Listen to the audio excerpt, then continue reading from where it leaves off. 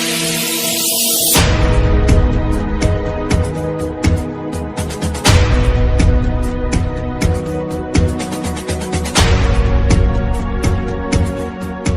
warahmatullahi wabarakatuh. Selamat siang Bapak Ibu yang saya hormati. Puji syukur kita panjatkan kehadiran Allah Subhanahu wa taala karena atas rahmat, nikmat dan karunia-Nya sehingga kita semua berada di tempat ini guna mengikuti sosialisasi budaya positif oleh calon guru penggerak angkatan 9 tahun 2023 dari Kabupaten Gualimo, khususnya di sekolah kita SMP Negeri 2 Lubi.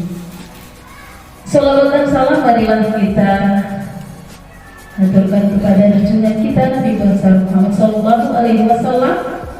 Semoga syafaat beliau akan tercurah kepada kita, umatnya yang masih senantiasa menjalankan ajarannya sampai dengan saat ini. Amin.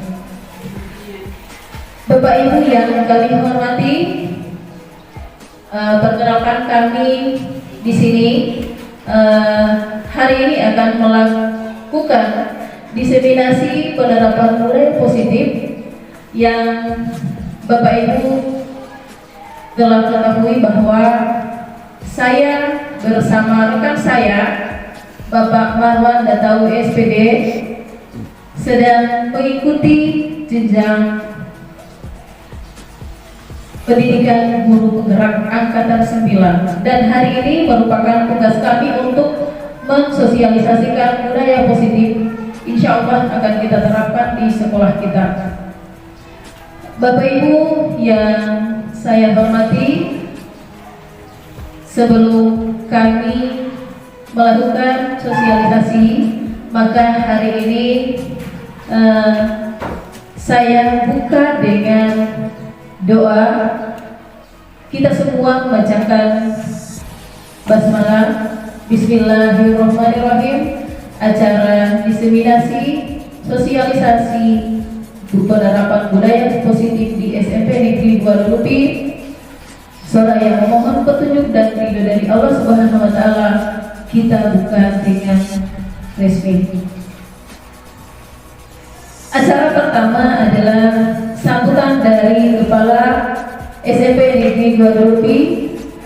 Dalam hal ini diwakili oleh Bapak Muhammad Saifuddin selaku Wakasek Kurikulum di SMP Negeri 2 Lubi. Kepada Bapak kami silakan.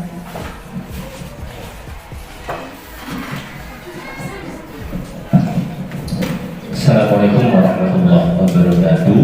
Waalaikumsalam warahmatullahi wabarakatuh. Yang terhormat Bapak Ibu Dewan Guru SMP Negeri 2 Lubi, terkhusus Bapak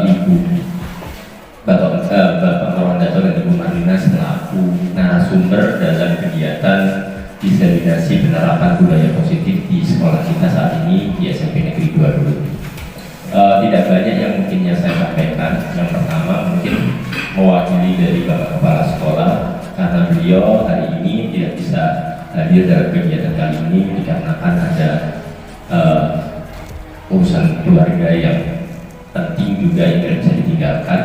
Jadi mungkin pesan beliau bahwa kita sebagai guru di sini ketika kegiatan di sini dimohon untuk mengikuti kegiatan ini dengan baik-baik, dengan menumbuhkan, kalau katanya Pak Marwan mungkin dengan mindfulness gitu Pak ya, biar jadi apa yang kita dapatkan, apa yang kita terima hari ini nanti bisa kita terapkan dalam proses pembelajaran kita dalam lingkungan sekolah kita juga. Karena kemarin kita juga sudah belajar dari Bapak Ibu berdua bahwa sesuatu itu, perubahan itu tidak akan bisa dilaksanakan apabila hanya yang berjalan cuma satu orang, dua orang. Mungkin akan tetap bisa berjalan, mungkin hasilnya nggak maksimal. Begitu juga dengan ini, mungkin nanti di diseminasi penerapan budaya positif ini. Semoga dari kegiatan ini nanti kita juga mendapatkan ilmu baru bagaimana kita bisa menerapkan, menumbuhkan budaya positif di sekolah kita. Jadi yang menerapkan budaya positif harapannya bukan hanya Ibu Marlina atau Pak Marwandato saja, tetapi kita semua saling support, saling mendukung, sehingga nanti ekosistem pendidikan, ekosistem belajar, ekosistem di lingkungan kita menjadi ekosistem yang mampu menumbuhkan budaya positif itu sendiri. Mungkin hanya itu Bapak Ibu yang saya bisa sampaikan, kurang lebihnya mohon maaf. Mari kita ikuti kegiatan ini dengan baik, dengan semangat, dan juga jangan lupa jangan dengan bahagia. Gitu Pak ya. Kalau guru penggalan begitu dengan bahagia. Saya akhiri akhir kalam. Assalamualaikum warahmatullahi wabarakatuh.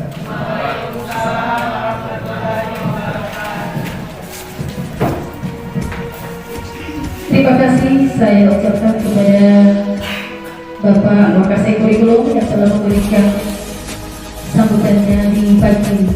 Bapak Ibu, selanjutnya kita akan masuk pada pemaparan materi penerapan budaya positif.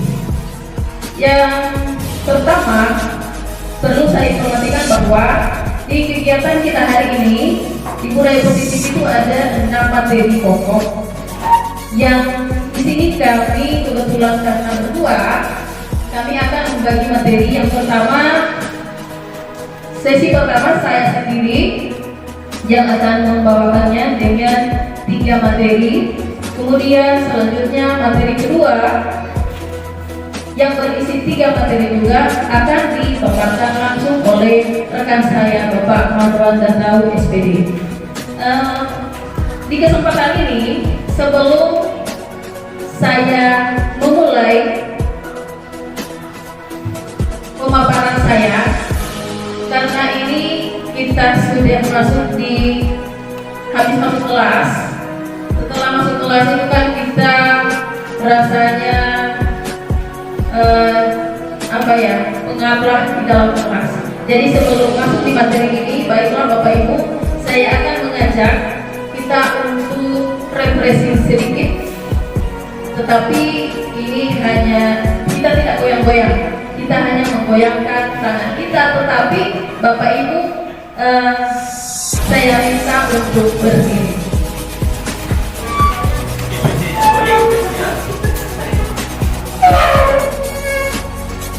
Semuanya, ayo. Kita tidak goyang di sini. Tidak goyang. Oke. Bapak Ibu, sebenarnya ini adalah yel-yel. Tapi kalau kita terapkan di sini supaya kita tidak tegang dan kita hari ini bahagia sesuai penyampaian Bapak tadi, bahwa kita harus mengikutinya dengan riang, gembira, dan bahagia. Oke, Bapak Ibu, di sini saya ada tepuk, ada tepuk 3 kali tepuk. Oke, tepuk pertama saya contohkan. Kalau saya bilang tepuk 1, 2 kali, kemudian yes. Tepuk 2. Tepuk, kalau tepuk 1, 2 kali. Yes. Yes. Tepuk 2 kali baru oke. Tepuk 3, tepuk 2 kali baru. Wow. Oke. Tepuk 1. Yes. Tepuk 2. Oke. Tepuk 3. Wow. Tepuk 2. Oke. Tepuk 3. Tepuk 1. Yes. Oke, baik. Terima kasih Bapak Ibu. Silakan kembali ke tempatnya masing-masing. Oke. Di sini saya akan memaparkan tentang berdisiplin positif. Bapak Ibu, sebelum mulai, saya meminta kepada kita semua untuk menyaksikan video ini. Selamat menyaksikan.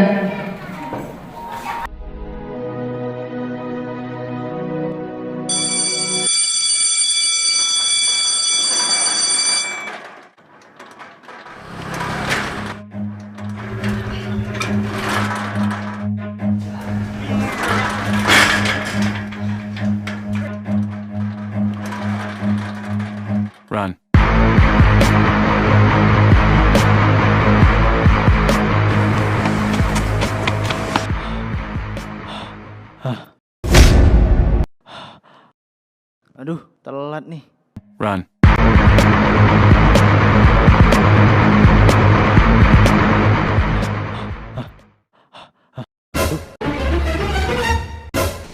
Lo lagi udah jam berapa ini? Working through the day and night, I gotta make a stack. Running, hustling, and making for the things that I lack. My time, money, blood, sweat, tears to the limit. I'ma make it out this place if you just give me a minute. I'll be stacking stacks on stacks in my mind all day. Gotta find a way to turn this to reality. I can see it all in my mind so vividly. Rapping all inside the best of the industry. Cause man, you don't wanna fuck with me. I'ma push you on it.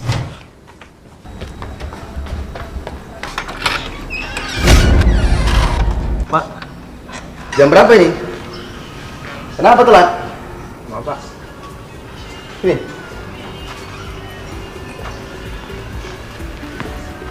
Nah, sini. Kamu saya hukum di sini ya. Angkat. Anak-anak, perilaku seperti ini jangan ditiru ya. Budayakan disiplin.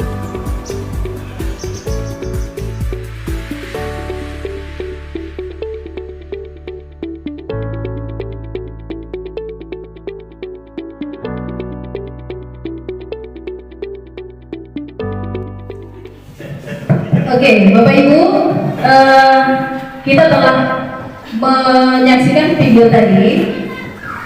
Sebelum kita lanjut, saya ingin bertanya kepada Bapak Ibu sekalian, kira-kira bagaimana tanggapan Bapak Ibu setelah melihat video itu?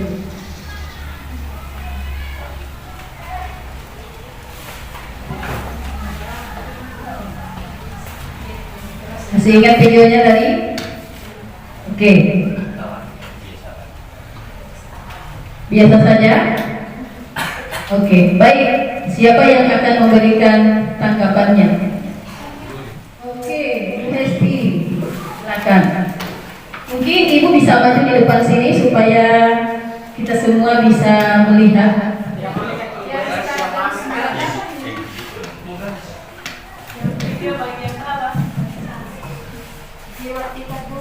Assalamualaikum warahmatullahi wabarakatuh. Baik, saya akan menanggapi video yang barusan saya lihat.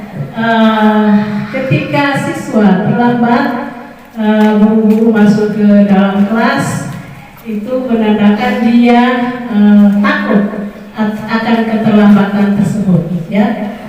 Sehingga dia begitu bersusah payah masuk dengan waktu dan ruangan yang begitu jauh yang akan ditempuh ke kelasnya, dan ketika sampai di dalam kelas Pak gurunya bertanya, sudah jam berapa nih? Nah, tadi kan ditanya seperti itu. Nah, harusnya ditambahkan alasan keterlambatannya itu kenapa? Harusnya ditambahkan, jangan langsung memberi sanksi. Coba berdiri di sini, sudah diberi sanksi di luar kelas, yang berjemur. Nah, ini seharusnya kita harus menanyakan alasan terlambat kenapa. Jadi siapa tahu dia masih mengurus orang tuanya yang lagi sakit atau apa. Jadi itu yang dari saya seperti itu. Assalamualaikum warahmatullahi wabarakatuh. Waalaikumsalam warahmatullahi wabarakatuh. Baik, tanggapan yang sangat luar biasa. Terima kasih. Kira-kira dari ibu-ibu yang lain ada lagi yang bisa memberikan tanggapannya, pandangannya, karena setiap orang itu kan pandangannya berbeda-beda. Oke, ada lagi? Oke, Ibu Epi silakan. Oke, boleh tidak usah maju ya. Yang penting kita bahagia. Kalau tanggapan dari saya mengenai kalau saya lihat sudut pandang dari ibunya ya, ketika dia menangani siswa yang terlambat, dia langsung dihukum, ya kan? Tapi di situ videonya mungkin kurang lengkap, karena dia tidak tahu, saya tidak tahu dia akan dihukum apa, tindak lanjutnya seperti apa. Tapi yang jelas dia bilang tadi dihukum. Nah itu. Nah, apa dulu? Nanti mungkin nanti akan ada pemikiran-pemikiran lain terkait apakah benar kalau ada siswa yang melakukan kesalahan itu kita harus boro-boro langsung dihukum. Apakah memang sudah tepat seperti itu? Nah, apakah hukuman itu efektif atau tidak? Nah, mungkin nanti akan dijelaskan. Terima kasih. Terima kasih dari Ibu Epi, sangat luar biasa. Kita beri tepuk tangan. Tepuk 3. Oke, belum seru. Tepuk 3. Oke, wow untuk kedua penanggapi kita.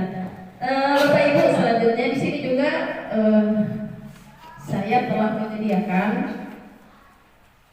tanggapan video yang tadi Bapak Ibu tonton. Next, Pak Marwan. Di sini budaya positif. Jadi disiplin positif ini adalah suatu pendekatan untuk menerapkan disiplin dari dalam diri anak tanpa ada hukuman dan hadiah. Kemudian disiplin positif ini perlu diterapkan dalam lingkungan sekolah. Dengan menerapkan disiplin positif diharapkan tidak kekerasan dapat dihindari. Bapak Ibu, tadi ada tidak kekerasan? Ada? Tidak ada tindak kekerasan. Ada hukuman? Hukumannya apa tadi? Yang berdiri dan belum diizinkan masuk ke kelas. Dikasih hadiah tidak? Tidak. Biasanya kalau hadiah kita itu adalah hadiah si manis. Kemudian ada pendekatan disiplin positif, menitik beratkan pendekatan yang positif tanpa ada kekerasan, memotivasi, merefleksi kesalahan, menghargai dan bersifat jangka panjang. Seperti yang di video tadi kita belum melihat penerapan disiplin memotivasi, karena tadi memang videonya hanya seperti itu. Benar apa yang dikatakan oleh Ibu Evi bahwa kita tidak melihat kelanjutan videonya, dia dihukum seperti apa. Tetapi kalau potongan video saja itu yang kita lihat, di situ juga hukumannya masih meskipun sudah ada kata hukuman, tapi dia hanya berdiri, tidak ada tindak kekerasan. Kemudian dalam budaya kita, makna disiplin telah berubah menjadi sesuatu yang dilakukan seseorang pada orang lain untuk mendapatkan kepatuhan. Bapak Ibu, kita berpikir sejenak. Kita sekarang menerapkan disiplin. Apakah sudah ada di beberapa ini? 1, 2, dan 3. Apakah sudah nampak di situ penerapan disiplin kita? Biasanya kalau anak-anak kita lambat, kita apakan? Dihukum dengan apa? Misalnya membersihkan. Ada efek jerah itu? Memotivasi? Ada memotivasi.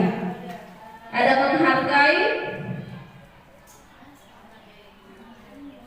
Atau malah justru kita disiplin telah berubah menjadi sesuatu yang dilakukan seseorang pada orang lain untuk mendapatkan kepatuhan. Iya. Oke. Jadi yang kita terapkan adalah untuk mendapatkan kepatuhan. Misalnya, jangan terlambat. Kalau terlambat maka akan disuruh membersihkan halaman. Kalau tidak, tapi kalau setiap hari itu tidak perlu lagi. Oke, next. Bapak Ibu, tahapan penerapan disiplin positif itu ada 4. Yang pertama adalah tahap pengkondisian. Tahap pengkondisian bisa dilaksanakan dengan beberapa aktivitas seperti melakukan sosialisasi gerakan disiplin positif, fasilitasi pelaksanaan sosialisasi penerapan positif kepada stakeholder dan orang tua, kemudian membuat komitmen bersama dan melakukan pemetaan. Yang kita lakukan sekarang adalah pengkondisian. Kita sedang melakukan sosialisasi gerakan disiplin positif. Kemudian yang kedua adalah tahap konsolidasi. Jadi setelah ini kita ada tahap kita akan masuk di tahap konsolidasi. Nah, tahap konsolidasi ini bertujuan untuk menyiapkan daya dukung pelaksanaan disiplin positif di sekolah, yaitu deklarasi gerakan disiplin positif yang menyusun mekanisme penanganan, pelatihan substansi penerapan disiplin positif, pertemuan bagi orang tua. Jadi untuk mensosialisasikan ini tidak hanya kita lakukan di dalam kelas kita saja, karena notabene kita adalah seorang guru, kita yang menggerakkan siswa kita, dan tentunya harapan kita adalah supaya siswa itu disiplin. Nah, jadi setelah ini kita mungkin akan melakukan sosialisasi kepada orang tua, karena untuk memimpin anak juga itu tidak sepenuhnya guru yang melakukan, tapi itu harus ada dorongan dari orang tua. Misalnya yang kita saksikan tadi adalah terlambat. Terlambat itu bukan serta-merta menjadi tanggung jawab siswa itu sendiri saja, melainkan orang tua yang perlu berperan di sini. Oke, lanjut. Tahap ketiga adalah implementasi. Implementasi disiplin positif ditandai dengan pembinaan peserta didik oleh pendidik dan tenaga kependidikan dan saling menghargai tanpa ada hukuman. Jadi itu intinya, kita menerapkan disiplin positif ini tidak harus menghukum. Juga kalau ada yang sudah berdisiplin, kita juga tidak perlu memberi hadiah, karena dengan hadiah itu akan membuat dia bisa membuat dia besar kepala dan bisa menimbulkan satu perlakuan yang akan membuatnya dia sombong, bahkan dia akan semena-mena kepada temannya kalau diberi hadiah.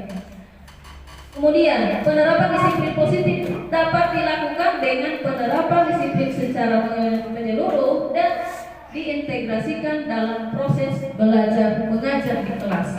Jadi penerapan ini bukan hanya kita pagi-pagi kita melaksanakan apel pagi, kemudian ada yang terlambat kita suruh mungkin membersihkan halaman sekolah, atau kita suruh membersihkan WC atau kamar mandi, menyiram bunga. Tetapi ini itu kan dalam bentuk hukuman. Tetapi kalau kita menerapkan disiplin positif, mereka sudah akan tahu bahwa anak-anak itu akan paham betul bahwa disiplin harus ditumbuhkan dari dalam dirinya. Selain itu, kita juga bisa menerapkan di dalam kelas. Misalnya ketepatan dalam mengerjakan tugas. Bapak Ibu, selama ini kalau mengajar di dalam kelas, apakah siswa itu sudah disiplin semua? Belum. Oke. Dan sebenarnya yang kita inginkan apa? Kita menginginkan siswa itu apa? Harusnya apa? Disiplin. Nah, tetapi di sini yang akan coba kita terapkan adalah disiplin positif. Artinya disiplin itu sudah ditumbuhkan dari dalam dirinya, bukan nanti orang lain. Jadi kita hanya berusaha seperti itu, menanamkan disiplin. Yang pertama mungkin kita beri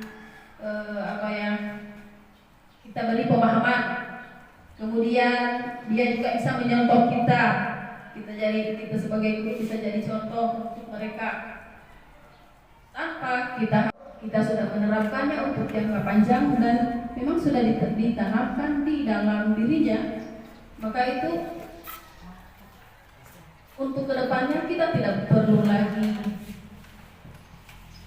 bersusah payah untuk mendidik mereka disiplin. Oke, selanjutnya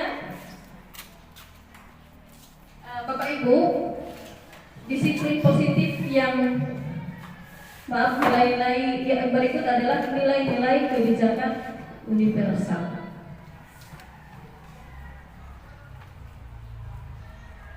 Nilai-nilai pengertian dari nilai-nilai kebijakan. Jadi nilai-nilai kebijakan adalah sifat positif manusia yang merupakan tujuan mulia yang ingin dicapai oleh setiap individu. Tentunya kita semua mengharapkan nilai-nilai kebaikan positif yang ada pada diri kita, dan terkhusus karena kita adalah seorang guru, yang kita inginkan adalah di siswa kita harus ada mutu khas. Minimal mereka keluar dari sini itu sudah ada bekas-bekas apa yang kita terapkan di sini. Kemudian nilai-nilai kebijakan universal itu merupakan Anda mengetahui bahwa salah satu rekan guru Anda memberikan les privat kepada beberapa murid pada suatu pelajaran tertentu. Misalnya matematika, biasanya ada les privat. Murid-murid yang mengikuti les privat telah mendapatkan soal menjadi sangat baik dibandingkan dengan hasil murid-murid yang lain. Apa yang harus Bapak Ibu lakukan? Dan nilai-nilai kebajikan apa yang terkandung di dalamnya? Kalau Bapak Ibu adalah teman dari salah satu guru yang melakukan les privat, dan Bapak Ibu mengetahui hal itu, kira-kira apa yang akan Bapak Ibu lakukan?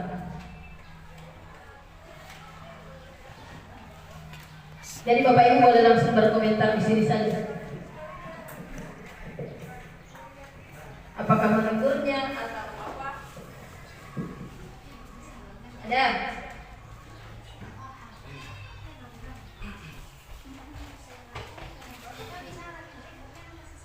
Oke. Jadi saya perjelas lagi. Di satu sekolah kita, contoh misalnya Pak Said adalah guru matematika. Sepulang sekolah, Pak Said ini sering memberikan les privat, tapi itu berbayar kepada siswa. Nah, ada beberapa siswa yang mengikuti les privat di dalam kelas itu, di dalam pelaksanaan privat. Di saat melaksanakan tes, dia sudah memberi soal yang akan diberikan pada esok hari, dan Bapak Ibu tahu apa yang dilakukan Pak Said. Kira-kira menurut Bapak Ibu apa yang harus dilakukan? Ya? Siapa yang bisa memberikan pernyataannya? Ini lagi. Boleh. Oke, silakan.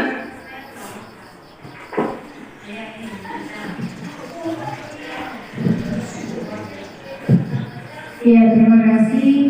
Pendapat saya, mungkin yang pertama, memberikan les privat itu merupakan hak dari setiap orang ibu. Namun harus diperhatikan lagi bahwa les privat ini tujuannya untuk apa? Jika demikian, bahwa dalam les privat itu diminta atau dibayar, itu mungkin sesuai dengan minat siswa yang bisa atau yang tertarik untuk mengikuti. Dan di sini ada dikatakan bahwa ketika guru itu akan memberikan penilaian di esok hari pada proses pembelajaran, tetapi soal-soalnya itu sudah diberikan pada saat les privat. Mungkin menurut saya itu kurang etis, karena tidak adil bagi yang tidak mengikuti. Jika pun demikian, bentuk soalnya mungkin dirubah, tetapi untuk contoh-contoh pengerjaan soal tersebut dijelaskan pada saat les. Tapi untuk ujian besoknya, bentuk soalnya diubah. Sehingga demikian ini bisa membuat atau bisa meningkatkan pengetahuan dari peserta didik yang mengikuti les tersebut. Terima kasih. Nilai-nilai kebajikan yang terkandung di dalam. Ya, nilai kebajikan terkandung di dalam peristiwa ini. Nilai kebajikannya salah satu adalah keadilan. Keadilan bagi siswa lain yang mungkin tidak mengikuti les tersebut. Terima kasih. Oke, tepuki. Ada lagi Bapak Ibu yang bisa Terima kasih Bu Dina. Menurut saya mungkin nggak jauh dengan yang disampaikan oleh Ibu Trisa tadi. Ketika kita melaksanakan les privat itu sebenarnya kan secara ini bagus gitu ya, karena memang memberikan tujuannya untuk memberikan nilai tambah, ya. Bukan nilai tambah, maksudnya memberikan tambahan pembelajaran bagi murid. Nah, cuman kan yang menjadi bermasalah adalah ketika melaksanakan les privat tetapi bahan ujiannya sudah disampaikan. Kan seperti itu yang jadi masalah sebenarnya. Hal ini kan sebenarnya kasusnya tidak hanya dalam les privat juga, dalam kelas pembelajaran pun juga akan sama. Apabila kita misalkan melaksanakan pembelajaran tapi sebelum melaksanakan ulangan atau sebelum melaksanakan ujian tapi soalnya sudah diselesaikan diberikan terlebih dahulu, menurut saya itu menjadi tidak benar, karena kembali ke katanya Ibu Trisa tadi, tujuannya apa? Gitu. Tujuan untuk penilaian itu apa? Ketika misalkan ini bapaknya tadi misalkan memberikan soal tes privat, terus soalnya diberikan lagi, terus sudah diberikan soalnya, anak-anak melaksanakan ujian, maka esensi dari penilaian itu sudah tidak ada, karena anaknya kan sudah dapat bocoran soal gitu kan. Nah, menurut saya jadi tujuan dari penilaiannya nggak dapat, yang salah di situ. Nah, kalau nilai kebajikan apa yang terkandung di dalamnya, menurut saya harusnya nilai integritas guru, nilai integritasnya dia sebagai guru, mungkin itu yang belum muncul akhirnya, yang rusaknya di situ. Selain yang katanya Ibu Trisa tadi, masalah keadilan, ada yang dikasih, ada yang tidak. Gitu. Tapi biar dikasih semuanya pun, menurut saya juga akhirnya kembali ke tujuan tadi, tujuan penilaiannya yang nggak dapat. Mungkin begitu sih. Integritas guru sebagai gurunya mungkin yang hilang dari cerita itu. Seperti itu. Oke, terima kasih sekali lagi. Tepuk 3. Wow, oke. Nah, Bapak Ibu, benar sekali apa yang disampaikan oleh kedua rekan kita, bahwa di situ ada nilai-nilai kebajikan, ada satu integritas, satu memberikan nilai keadilan. Benar sekali, karena kembali ke tujuan lagi. Nah, yang dilakukan adalah bertanya kepadaku tersebut, apa tujuan dari les privat? Nah, tadi kan, jadi kita tanya tujuannya untuk apa itu? Bila les privat itu bertujuan untuk menambah penghasilan, maka saya memberi saran bahwa untuk bisa berlaku adil pada siswa lain yang tidak ikut les. Tadi masuk pernyataannya Ibu Trisya. Kemudian nilai-nilai yang terkandung adalah keadilan, tanggung jawab, juga bisa ditambah di situ integritas. Kalau soal penilaiannya, oke? Bapak Ibu, sekarang yang ketiga adalah kebutuhan dasar manusia untuk menciptakan perilaku positif.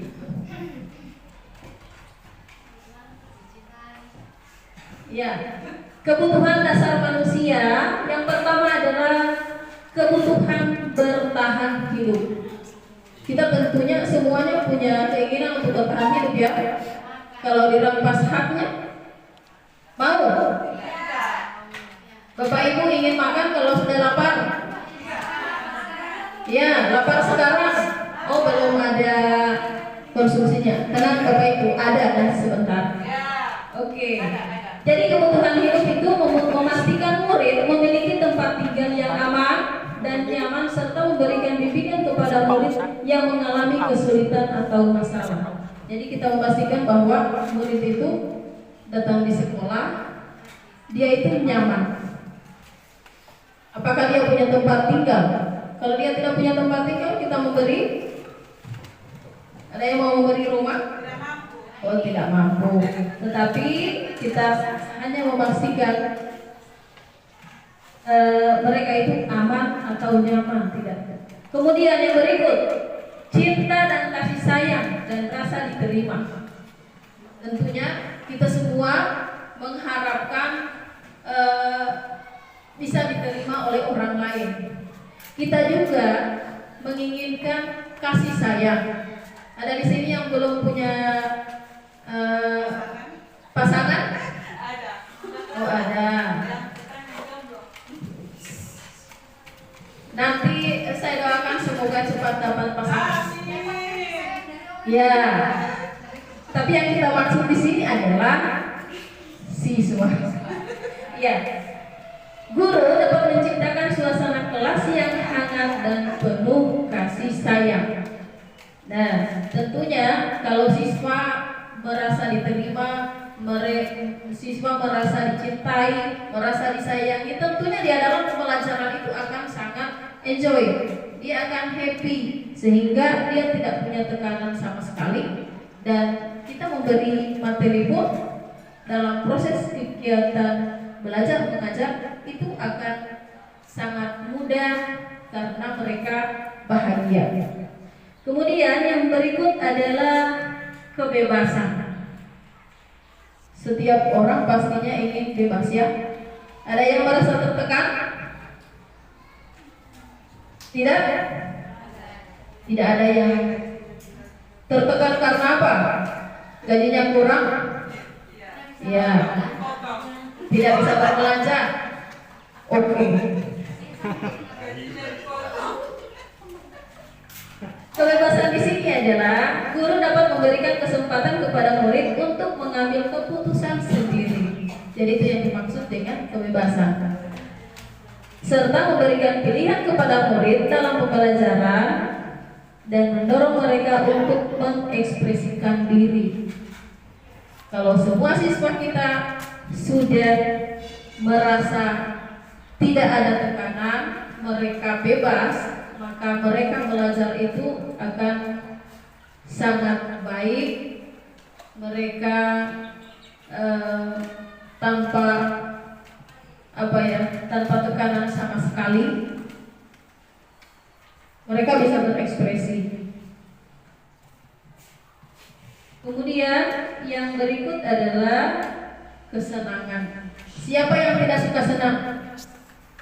Ada yang tidak suka senang di sini? Maunya apa? Senang.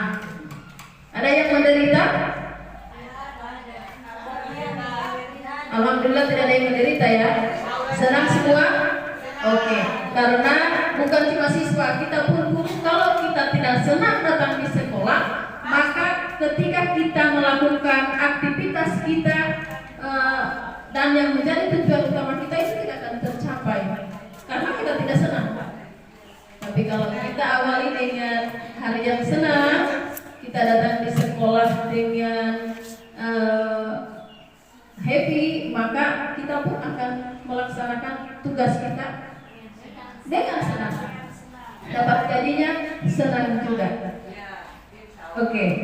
Kesenangan di sini maksudnya guru dapat menjadikan unsur-unsur kesenangan dalam pembelajaran dan memberikan kesempatan bagi murid untuk bermain serta menciptakan suasana kelas yang ceria. Jadi seperti yang telah kita laksanakan di kelas, itu banyak sekali juga kita sudah, alhamdulillah kita sudah mulai menerapkan pembelajaran yang menyenangkan. Jadi sering kalau saya di dewan guru, saya mendengar beberapa kelas itu sepertinya riang sekali karena memang di situ pembelajaran sangat menyenangkan. Mereka bisa bermain sambil belajar. Meskipun kita sudah silakan untuk Bapak Ibu utarakan kalau menurut Bapak Ibu kira-kira ini apa? Siapa yang saya baca saja? Pertanyaannya, pertanyaan romantik. Ibu Yulin, guru wali kelas 92. Maaf, Ibu Yulin ini adalah wali kelas 92 di SMP Negeri 2 Durupi. Dia sedang bingung menghadapi ulah salah satu murid di kelasnya, yaitu Izharudin. Beberapa anak di kelas 92 telah datang padanya dan mengeluhkan Izharudin yang seringkali meminta bekal makan siang mereka dengan paksa.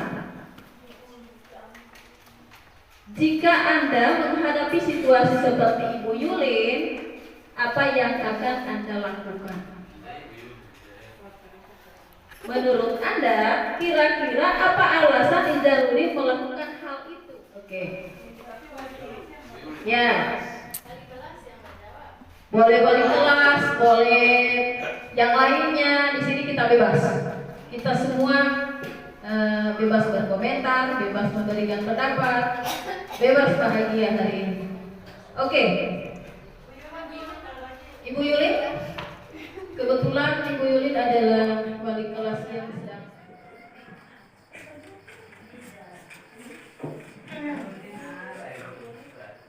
Assalamualaikum warahmatullahi wabarakatuh. Terima kasih atas kesempatan yang diberikan.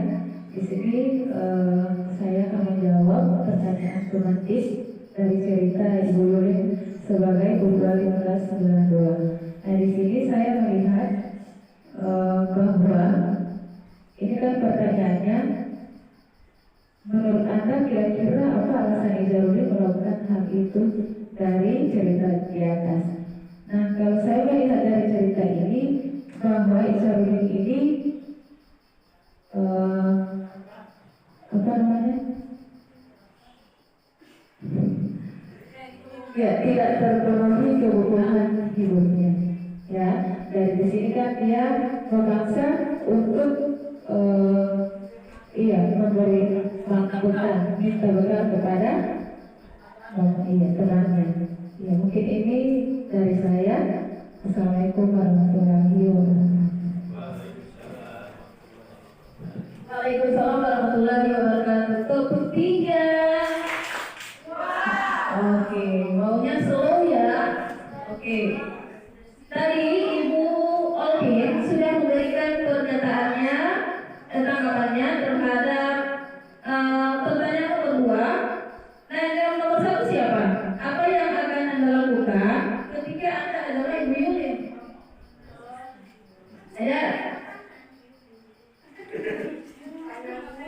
Ibu Yulin? Apa yang akan dilakukan menghadapi situasi seperti ini? Oke, silakan. Adiknya Ibu Yulin. Ya, terima kasih. Dari pertanyaan pertama, di sini ditanyakan bahwa ketika saya misalnya berada di posisi Bu Yulin sebagai wali kelas, terutama yang harus saya lakukan adalah mengundang siswa tersebut. Mengundang siswa tersebut dengan tujuan untuk memediasi atau menanyakan apa alasan anak ini melakukan hal tersebut. Itu yang pertama. Kemudian yang kedua, menurut Anda kira-kira apa alasan Izharudin? Mungkin tadi pas saya baca pertanyaan itu langsung muncul di kepala saya, mungkin dia karena lapar, karena dia meminta makanan. Orang yang meminta makanan itu pasti dia merasa lapar. Namun tindakan yang dilakukan Izharudin di sini, yaitu dia meminta secara paksa. Mungkin itu yang bisa dimediasi oleh perwakilan Izharudin, yakni Ibu Yulin. Kurang lebih seperti itu, teman-teman. Terima kasih. 1. Yes. Oke. Tepuk 3. Oke. Nah, sekarang di sini Bapak Ibu, dalam penegakan disiplin positif, Ibu Yulin harus memahami kebutuhan apa yang mendorong tindakan Izharudin yang meminta bekal makan siang teman-temannya. Pemahaman ini penting agar tindakan disiplin yang diambil dapat membantu memecahkan masalah tanpa merugikan orang lain.